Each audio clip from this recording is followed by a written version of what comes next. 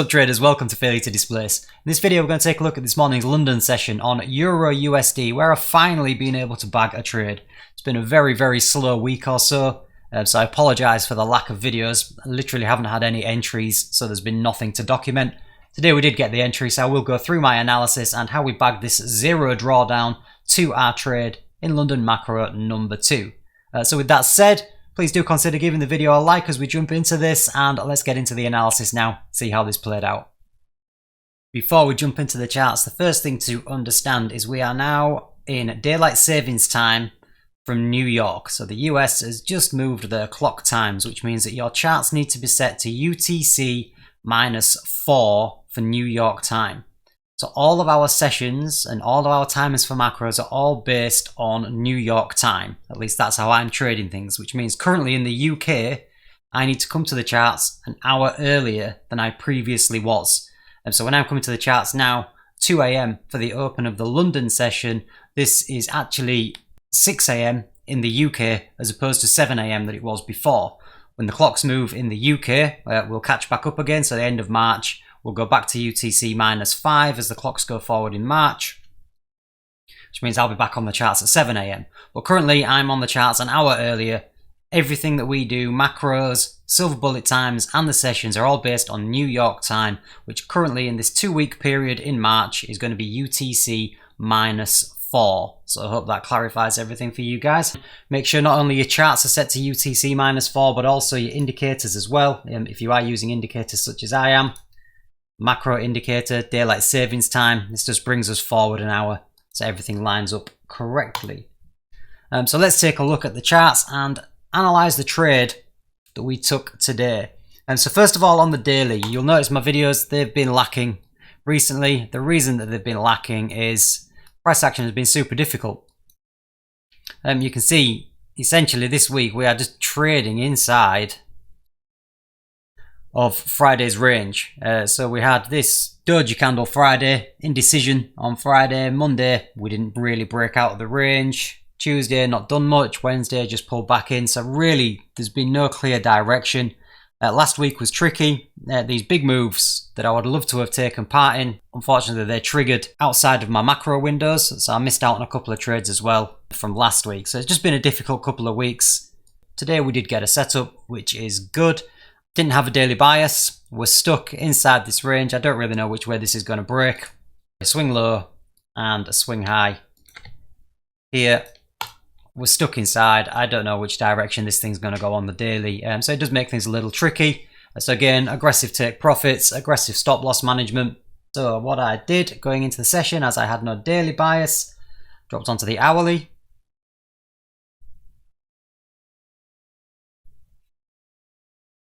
You can see on the hourly we obviously had that large pump up Thursday, Friday, this large wick which we are currently trading inside of. On the hourly time frame we have just broken this high, so we had a high, low, lower low, and now we have broken this high. Retest, potentially go higher, so we're in bullish price structure now on the hourly, giving me a bullish bias on the hourly time frame. Coming into London, taking a look, we've got an hourly order block here, so this down closed candle is an hourly order block. More interested in New York AM session low. Really nice 1 hour swing low here. We do have an hourly fair value gap as well, just underneath this. So we have a sweep of liquidity going into an inefficiency, pulling fib from the low we set in yesterday to the high. This would take us just into a discount, so below the 50% area. This order block at the bottom is right across optimal trade entry.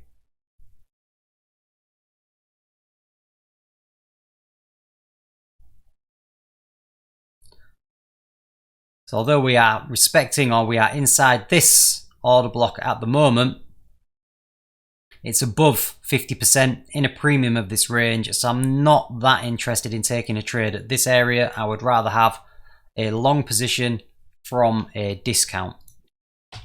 So So this is what I was looking at on the 15. Let's see if we've got any difference. So all the same, we've got a larger order block here on the 15 minute. 1, 2, 3 downward closed candles. On the 15 minute.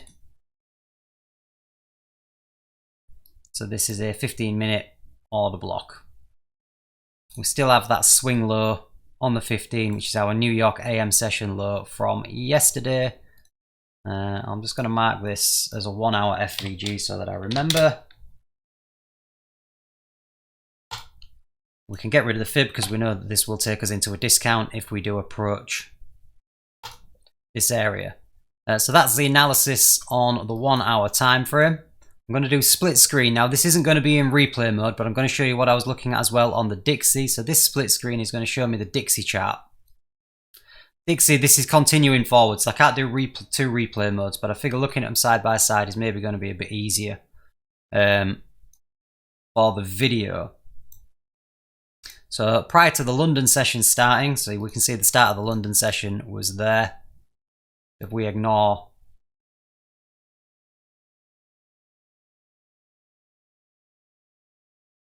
anything from beyond the red line, wasn't there when I came to mark out my charts.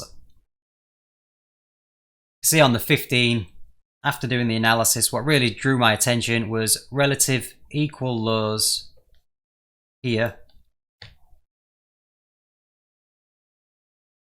on the Dixie.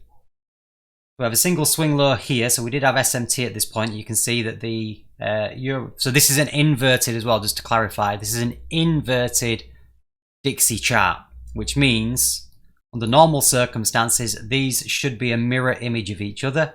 If we have a break in that correlation, then that is SMT. So what we can see here is we can see in the New York AM session yesterday, the Euro created a new low, whereas here the Dixie created relative equal lows. So that there is bullish SMT for the Euro. So on the 15 minutes, a slightly higher time frame, we do have bullish SMT. We do have a lovely level of liquidity, which I was eyeing up on the Dixie. So if we go now down to the 1 minute time frame, we'll scroll through to the start of our first macro. So this black line is the start of the first macro. So we're in a new week opening gap, you can see here. We're still in a premium. So I'm not going to be looking for longs here. I've got a bullish bias. I'm not going to be looking for longs while I'm still in a premium. So I'm really focused on sweeping this liquidity, but also watching the Dixie for those relative equal lows as well.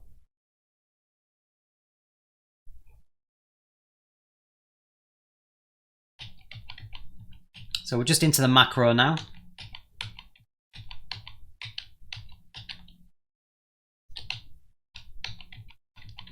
We're currently displacing lower, but because of that hourly bias, I do have a bullish bias. So I'm wanting price to drop into a discount. So macro 1, there was no trade.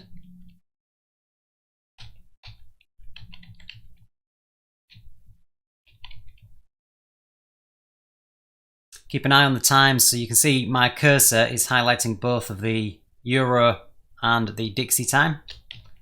So we are now looking for where the Dixie sweeps this low. We are displacing lower on the Euro. We get a nice big displacement candle, which is 331. So we're into the silver bullet hour. Price continues lower. So at this point you can see that we do have now SMT. Dixie has taken a key level. It's taken relative equal lows from the New York AM session. Our Euro has failed. But because the Dixie has already taken liquidity, the Dixie is the main driving force for the market. So if the Dixie swept liquidity, the Euro may not have to take liquidity. So at this point, I'm interested in what the Dixie is going to do and if it's going to reverse. So the Euro comes, almost takes liquidity. We tap that 15-minute order block. So you can see we're just into the top of this orange shaded area. So this was our 15-minute order block that we highlighted. So this is a potential reversal zone. Despite failing to take the liquidity, we could find resistance at this point. Our macro is coming up at the start of this black line here.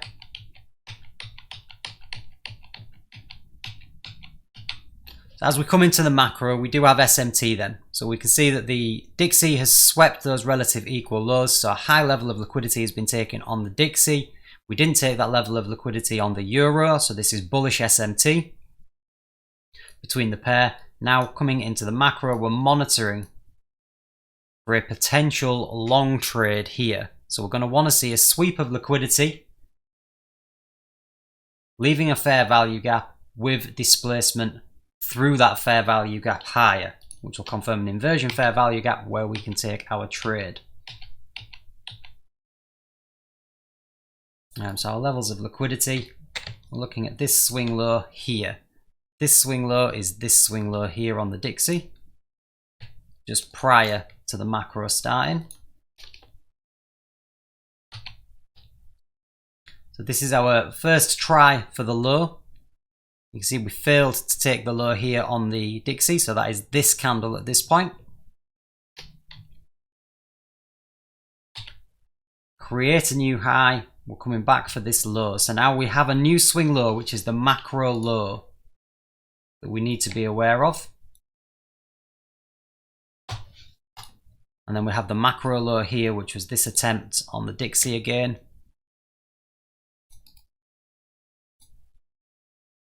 Which is what we are watching for.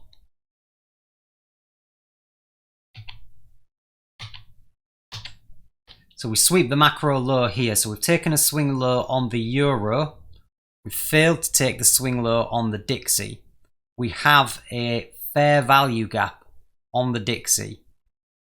So my strategy is an engulfing candle over a fair value gap. This can occur on either the Dixie or the euro. So it doesn't have to be an engulfing candle with a fair value gap on the euro. It can be on either of those. So we now have this fair value gap between this candle and this candle. We've created relative equal lows here. So we've been unable to take the low, whereas we have taken the low on the euro. So this is now bullish SMT at this point. So if we fail to take this low again and break up, which you can see we are going to do on the Dixie. So the Dixie makes a higher low again at this point. This candle closes over. This candle closes over this bullish fair value gap. Bullish order block now. So this close here over the top of this candle. This is a change in the state of delivery. So this is showing us bullish intention. We've closed over this candle, which means that this now is a confirmed bullish order block.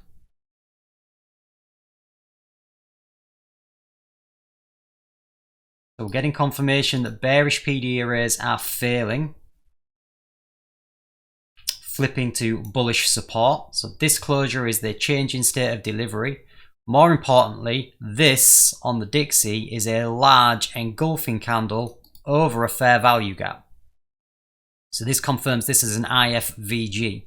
So I took my trade at the close of this candle. I had a change in the state of delivery on the euro, but I had a large engulfing candle over a fair value gap on the Dixie, and I had bullish SMT between the two pairs. So this was my confirmation. Obviously keeping in mind that we did have higher time frame SMT at the low, given that the Dixie had taken a significant level of liquidity, so relative equal lows on the Dixie from the New York AM session yesterday, and we'd failed to take those lows on the euro. So this gives me a reason why the Dixie may be reversing at this point, and then coming into the macro, we had a sweep of liquidity, creating SMT, engulfing candle over a fair value gap on the Dixie, changing the state of delivery on the euro. So I took my long at this point, stop loss below the low. We're targeting 2R, which if you will see is just this top of the opposing macro. So again, as I've mentioned in previous videos, macros will be drawn to each other. So macros will want to sweep the liquidity from a previous macro. So that gives us a good target. Again, potentially taking the session high. Low hanging fruit is the macro high. It's not a big move for our take profit one. We're just looking to take this macro high here. So this is how I manage this trade. Very aggressive trade management because price action has not been great over recent weeks. We do have red folder news later on today. So we've got PPI coming in the New York AM session. So I just want to get risk free as quickly as possible. So I enter at market. As soon as this candle closes, confirmation on the Dixie. We're in the trade. We get an instant pump. So the candle triggers instant pump through our low hanging fruit. Means I'm risk free straight away. Stop loss is to break even. Big displacement on the Dixie. You can see that the Dixie has taken the session high. So we did have bearish SMT at this point because we took the current London high here. Whereas we were nowhere near taking the high on the euro.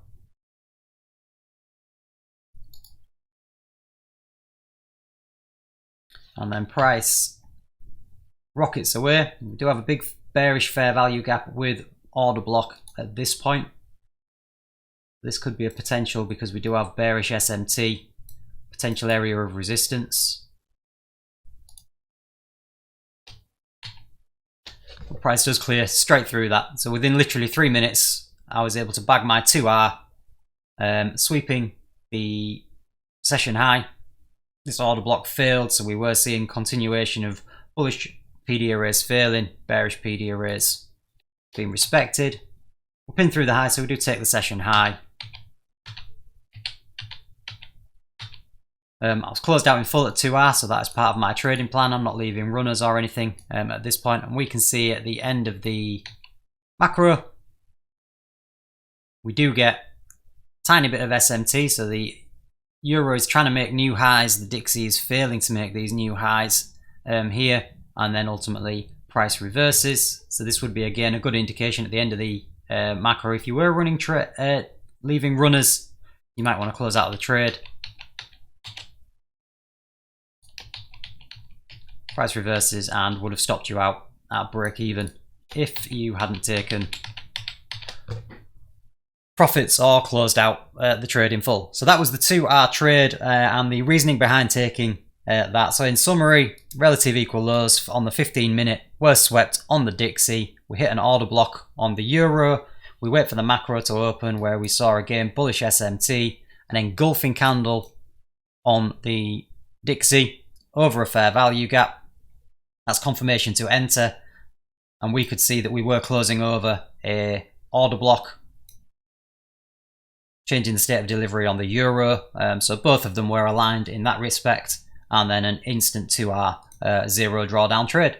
Hope the analysis was useful. If it was, please leave the video a thumbs up. If you got any questions or comments, just leave them down below. It'd be great to get your feedback. And likewise, if you do enjoy this content and want to see more analysis like this one, as and when I do take the trades, then please do consider subscribing. It'd be great to have you on board. Thanks for watching, and I'll see you again in the next video.